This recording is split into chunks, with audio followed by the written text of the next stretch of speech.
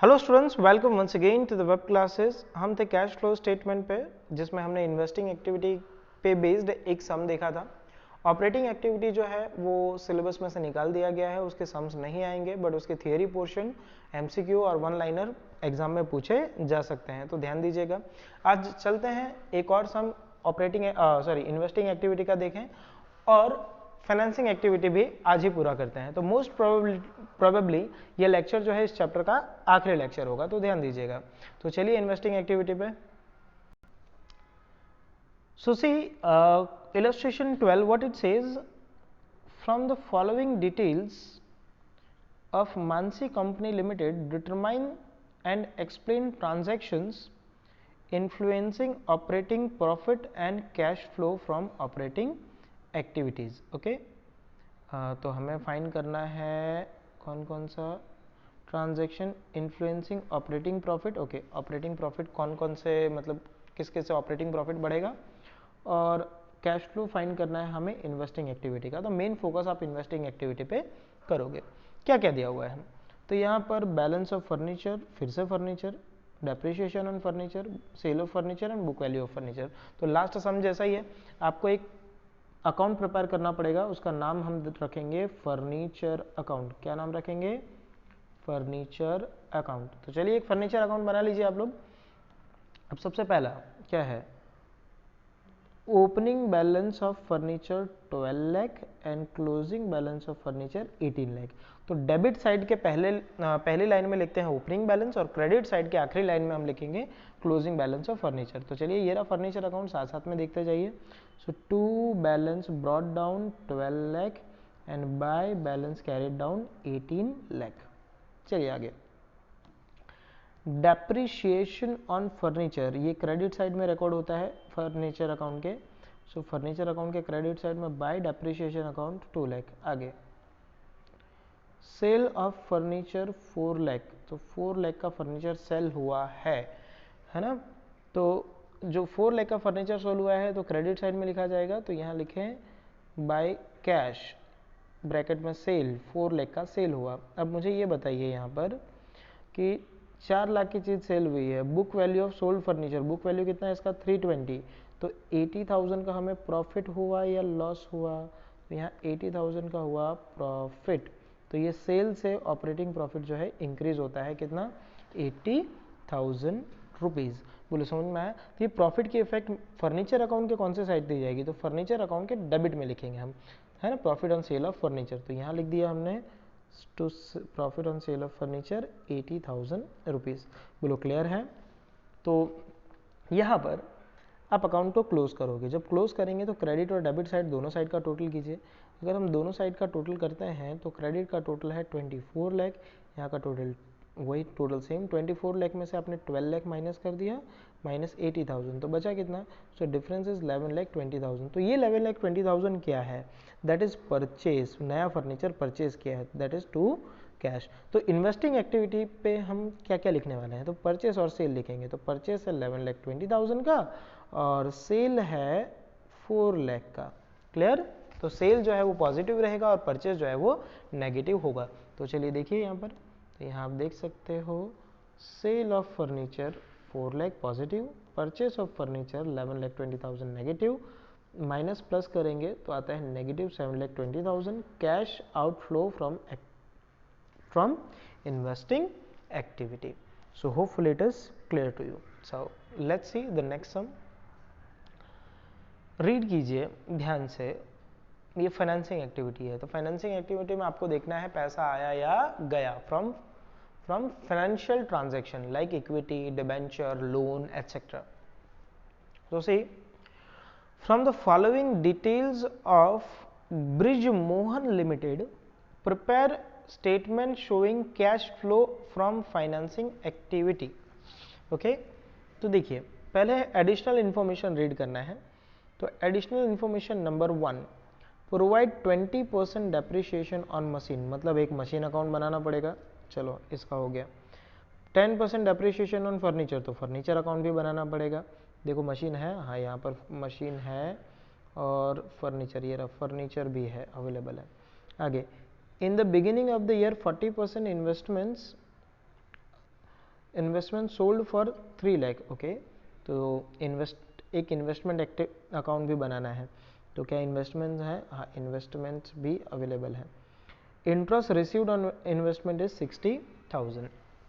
तो क्लियर है, हमें कितने अकाउंट बनाने हैं? इन्वेस्टमेंट अकाउंट बनाना है, मशीन अकाउंट बनाना है, फर्नीचर अकाउंट बनाना है। ओके, ये भी इन्वेस्टिंग एक्टिविटी है। I thought it is financing activity, but no, it is an investing activity. तो चलिए बना लेते हैं investment account, machine account and furniture account. सबसे पहले आप opening balance and closing balances लिखोगे। सबसे पहले देखते हैं इन्वेस्टमेंट अकाउंट का। तो इन्वेस्टमेंट इन 12, एक minute, investment in 12% debenture of x company. Opening balance है 4 लाख 2016 का, और क्लोजिंग बैलेंस है 6 लाख। तो चलिए बना लेंगे, ये रहा। To balance brought down to, एक मिनट, ये क्या बना? ये मशीन अकाउंट है ना, investment account. To balance brought down 4 lakh and by balance carry down 6 lakh. हो गया इन्वेस्टमेंट। इसके बाद में है मशीन। तो मशीन का ओपनिंग बैलेंस है 2 लाख, क्लोजिंग बैलेंस है 4 लाख। तो ये रहा machine, opening balance 2 lakh and by balance carry down 4 lakh. Then after land and building account तो बनाना नहीं है। Furniture, so furniture opening balance is 80,000, closing balance is 1 lakh. Okay, opening balance is 80,000 and closing balance is 1 lakh. आगे, हाँ, तो solve तो हो गया इतना। आगे चले, अब 1 बाय 1 सॉल्व करते हैं, फिर वापस मैच करेंगे। पहला, प्रोवाइड 20% डेप्रिसिएशन ऑन मशीन। तो मशीन पे डेप्रिसिएशन प्रोवाइड कीजिए। ये रहा मशीन। तो देखिए मशीन जो है कितने के हैं? 2 लाख रुपीज़ के हैं। सो 2 लाख का 20% अगर आप करोगे तो कितना होता है? तो वो होता है 40,000 rupees by depreciation account. Clear? By depreciation account, colour change कर लेते हैं। By depreciation account 40,000 rupees. इसके बाद में लिखा है प्रोवाइड 10% डेप्रिसिएशन ऑन फर्नीचर। तो फर्नीचर पे 10%, देखिए 80,000 का 10% करोगे ओपनिंग बैलेंस का, सो 8,000। आगे, in the beginning of the year 40% investment are sold for 3 lakh. Sold for 3 lakh, तो पहले तो 40% निकालो इन्वेस्टमेंट का।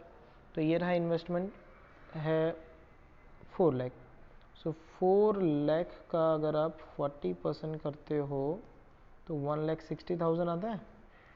1,60,000 का इन्वेस्टमेंट आपने 3 लाख में बेच दिया, तो ये 3 लाख में बेचा, तो आपको प्रॉफिट कितना हुआ? 1,40,000।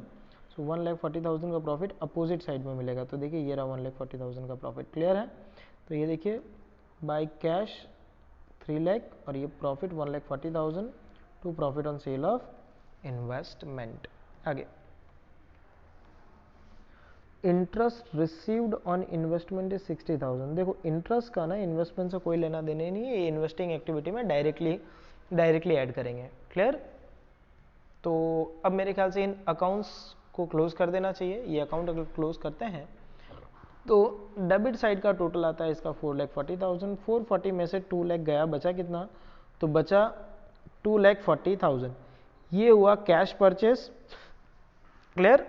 तो पैसा गया है ना, क्या था ये? Machine account. Okay, furniture account में इस साइड का टोटल है 1,08,000। 1,08,000 माइनस 80,000, सो 28,000 कैश परचेस। फर्नीचर परचेस किया, ये भी पैसे गए इन्वेस्टिंग एक्टिविटी में, ये भी नेगेटिव रहेगा। ओके, इन्वेस्टमेंट की बात करें तो इन्वेस्टमेंट में भी same goes with investment. 9 lakh minus 4 lakh and 140, so 360 purchase means पैसा गया। तो ये तीनों देख लो, इन्वेस्टिंग एक्टिविटी का जो हमने बनाया होगा उसमें कैश आउटफ्लो में दिखेगा आपको। देखो, purchase of machine 240, purchase of furniture 28, sorry ये नहीं है, हाँ, परचेस ऑफ इन्वेस्टमेंट 360। बोलो क्लियर है?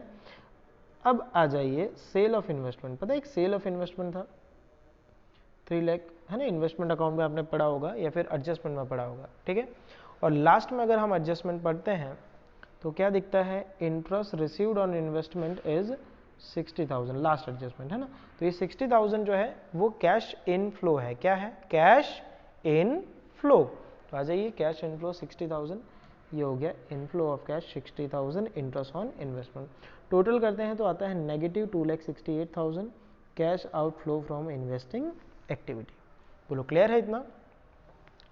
अगर ये क्लियर है तो आगे चलिए। Cash flow from financing activity. Financing activity मतलब जो इक्विटी और लाइबिलिटी से रिलेटेड है। लाइबिलिटी कौन सी? तो लॉन्ग टर्म लाइबिलिटी। देखिए क्वेश्चन नंबर 14, हाँ पहला रीड कर रहा हूँ। फ्रॉम द फॉलोइंग, एक minute, from the following information of Hetal company limited calculate cash flow from financing activity. सबसे पहले दिया हुआ है equity share capital, preference share capital और डिबेंचर।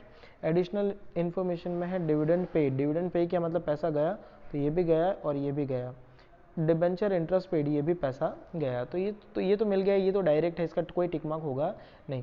बट यहाँ देखिए, आप यहाँ अगर देखते हो तो स्टार्टिंग में 2012 लाख के इक्विटी शेयर थे, अभी 18 लाख है, तो 6 लाख का क्या हुआ, इंक्रीज हुआ। इंक्रीज मतलब इनफ्लो, तो ये लिखा जाएगा इनफ्लो में ऐड होगा, ठीक है। फिर 10 लाख का था प्रेफरेंस शेयर, अभी 8 लाख है, तो 2 लाख कम हो गया। तो 2 लाख कम होना मतलब आउटफ्लो। आगे 6 लाख के थे और 6 लाख ही है, यहाँ पर कोई चेंज नहीं हुआ, तो इसका कुछ होगा नहीं। तो ये 6 लाख इनफ्लो, ये 2 लाख जो है वो आउटफ्लो, और ये जो नीचे एडिशनल इन्फॉर्मेशन पड़ा, ये सारा का सारा आउटफ्लो, ठीक है। तो ये रहा फाइनेंसिंग एक्टिविटी। यहाँ पे देख लीजिए, देखिए equity share capital, equity share capital increase 6 lakh, redemption of preference share 2 lakh negative, payment of dividend 2 lakh, payment of preference share dividend 1 lakh, payment of debenture interest 50,000। Total इसका करते हैं तो positive 50,000। So cash flow from financing activity. Hopefully ये financing activity आपको समझ में आ गया है। अगर ये कंसेप्ट क्लियर है तो यूँ समझो ये चैप्टर यहाँ पर पूरा होता है मेरी तरफ से, है ना। 17 नंबर का सम एक देखो 17 नंबर ये जो है वो एक्सरसाइज का सम है, ठीक है, जिसमें क्या फाइंड करना है, calculate operating activity, sorry operating activity ये ओमिटेड है, ये नहीं करना है आपको। इन्वेस्टिंग एक्टिविटी, इसमें ये देखना है कि पैसा आया कि गया। जैसे sale of non current investment पैसा आएगा, परचेस ऑफ लैंड पैसा जाएगा, परचेस ऑफ मशीन पैसा जाएगा, सेल ऑफ फर्नीचर पैसा आएगा। डिविडेंड रिसीव्ड ये इसमें नहीं आएगा क्योंकि हम इन्वेस्टिंग कर रहे हैं। पेड फॉर गुडविल पैसा गया। इश्यू ऑफ शेयर ये फाइनेंसिंग एक्टिविटी हुआ। इस तरह से आपको ये एक्सरसाइज सॉल्व करना है। यहाँ पर ये चैप्टर मेरी तरफ से होता है पूरा। तो एक्सरसाइज में सिर्फ आपको 4 सम करने हैं। कौन कौन से करने हैं, तो 18, 19, 20 एंड 21। ओके, सो इतना करना है। ये चैप्टर मेरी तरफ से होता है पूरा। आपको क्या करना है, all illustration except operating activity, operating activity based some आपको करना नहीं है, और इसकी थियोरी लर्न करनी है। सेक्शन ए और बी आपको लिखा हुआ आपको लिखना है, ठीक है। सारे वन लाइनर्स जो है वो लर्न करने हैं। जो समझ में ना आए वो आप मुझसे पूछ सकते हो बाद में। So thank you, bye bye.